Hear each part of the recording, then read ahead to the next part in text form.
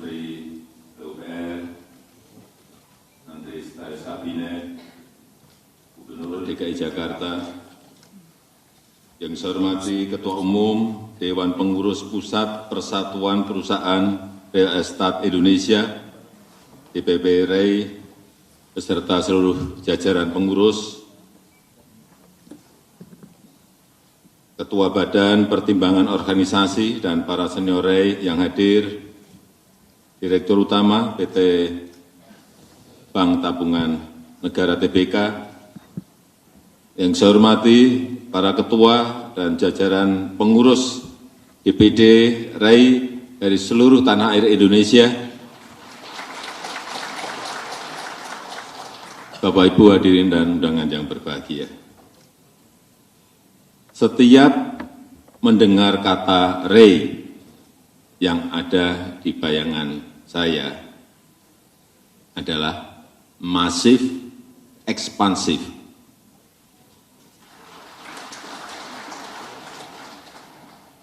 Karena dari sisi anggota di catatan saya, ini tahun 1972, anggotanya 33 perusahaan. Sekarang, seperti tadi yang disampaikan oleh Pak Toto, 6.400 perusahaan.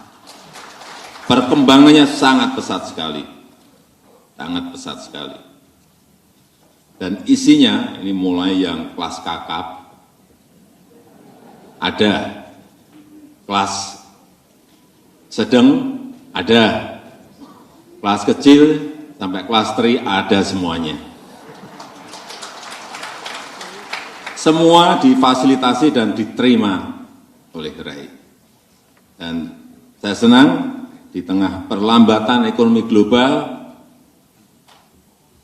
sektor properti, real estate, dan konstruksi Indonesia termasuk yang tangguh dan tahan banting dan semakin kompetitif. Kalau kita lihat kontribusi 2018 sampai 2022, setiap tahunnya mencapai 2.300 sampai 2.800 triliun, sangat besar sekali. Dan memberikan kontribusi 16% dari PDB ekonomi kita. Besar sekali.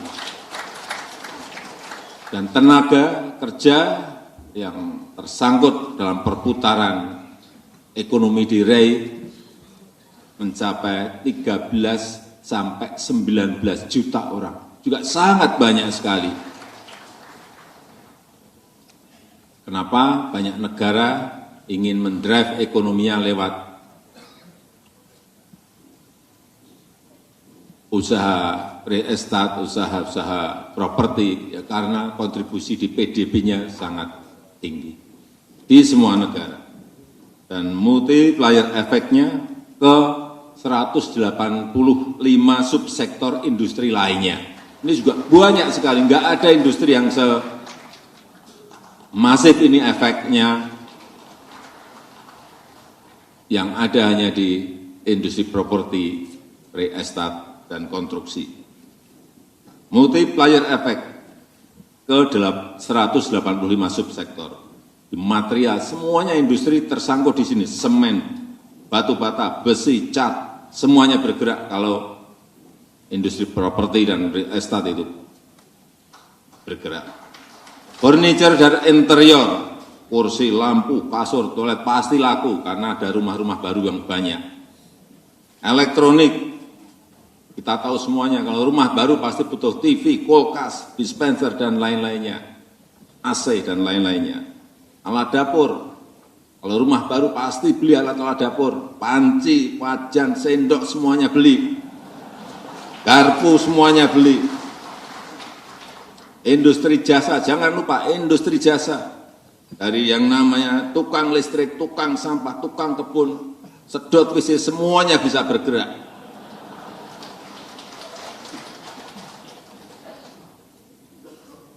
Dan kalau kita tahu, tidak semua sektor properti negara lain bisa bertahan. Baik karena COVID maupun karena sisi ekonominya. Kita tahu di RRT ada perusahaan properti besar yang ambruk, yang hutangnya ngalahin APBN kita. Hutangnya sampai 4.400 triliun rupiah. Jangan ditepuk tangan. Hutangnya 4.400 triliun rupiah. Ada enggak di sini yang hutangnya sampai? Sekali lagi, hati-hati mengenai ini. Sehingga semuanya memang semuanya harus dikendalikan. Berapa backlog kita? Jangan hanya bangun, padahal backlog kita sudah enggak ada misalnya. Enggak bisa. Semuanya manajemen itu harus dikendalikan, harus dikelola. Dan alhamdulillah di Indonesia tidak begitu. Karena kebutuhan kita masih sangat besar. Backlog kepemilikan rumah itu masih 12,1 juta. Ini adalah sebuah opportunity, sebuah peluang yang bisa dikerjakan oleh seluruh anggota RAI.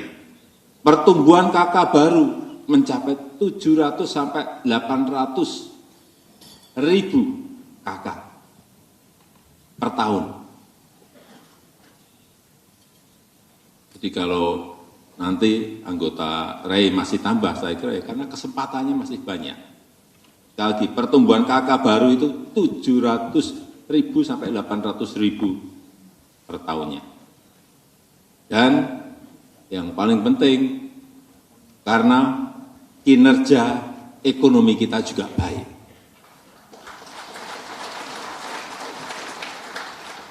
Jadi disampaikan oleh Pak Toto, Pak Ketua RAI, baru saja diumumkan hari Senin kemarin, pertumbuhan ekonomi kita, growth itu 5,17%.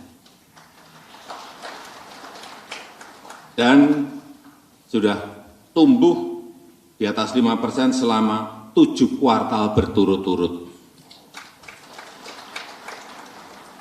Di G20 itu yang tumbuh, negara-negara G20 itu yang tumbuh di atas 5% itu hanya Indonesia, India, RRT. Yang lain, maaf, saya nggak bisa sebutkan, nanti tersinggung. Kemudian daya saing, ini penting sekali, competitiveness ini penting sekali.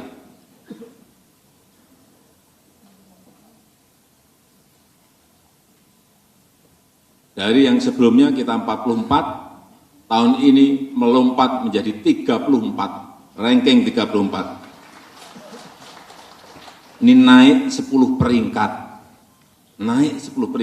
ini tertinggi di dunia untuk kenaikannya. Kenaikannya sangat, lompatannya sangat penting. Sekarang ini negara tanpa competitiveness, daya saing yang baik, jangan berharap bisa survive. Karena persaingan antar negara ini sangat ketat sekali. Baik memperebutkan kue ekonomi, memperebutkan kue investasi, semuanya jadi rebutan. Dan semuanya bersaing, saling memperbaiki diri, semua negara. Kecepatan perizinan, kecepatan pelayanan, kecepatan pembebasan lahan, semuanya. Semua negara. Karena kalau hanya tergantung kepada APBN negara-negara itu, enggak akan mungkin bisa tumbuh sebuah negara. Investasi menjadi kunci. Dan kita juga berani membuka sentra ekonomi baru, yaitu IKN. Di dunia sekarang ini proyek terbesar yang ada itu hanya satu di Indonesia, yang namanya Ibu Kota Negara Nusantara.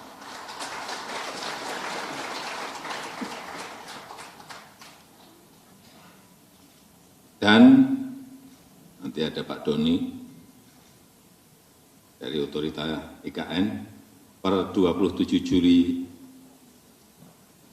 yang lalu 34.000 hektar lahan sudah bisa dibeli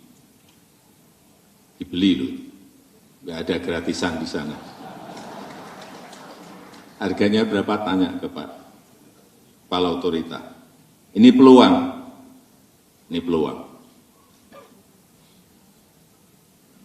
Saya juga minta pada kesempatan yang baik ini, pada RAI untuk terus memperkuat kolaborasi dengan pemerintah, bantu rakyat kecil untuk memiliki hunian sehat dan layak dengan program 1 juta rumah. Kemudian juga perhatikan dampak sosial dan lingkungan, ini penting. Jangan sampai setelah ada pembangunan sebuah kawasan perumahan, misalnya kampung di dekatnya air sumurnya kering, area kampungnya jadi banjir, tolong betul-betul dilihat hal-hal seperti ini. Sampahnya juga tolong disiapkan di kawasan-kawasan perumahan. Dan di Munas RAI kali ini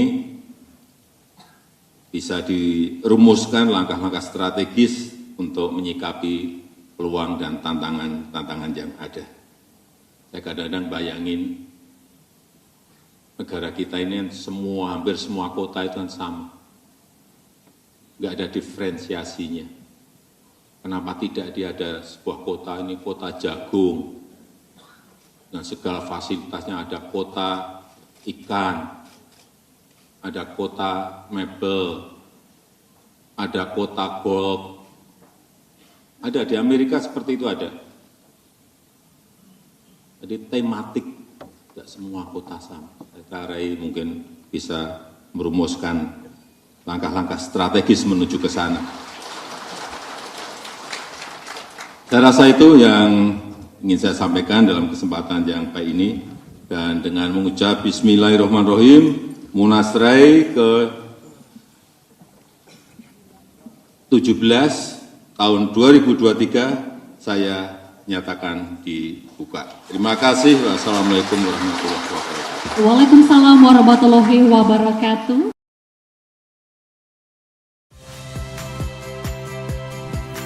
Saya Valeria Bella. Saksikan program-program Kompas TV melalui siaran digital, pay TV, dan media streaming lainnya. Kompas TV, independen, terpercaya.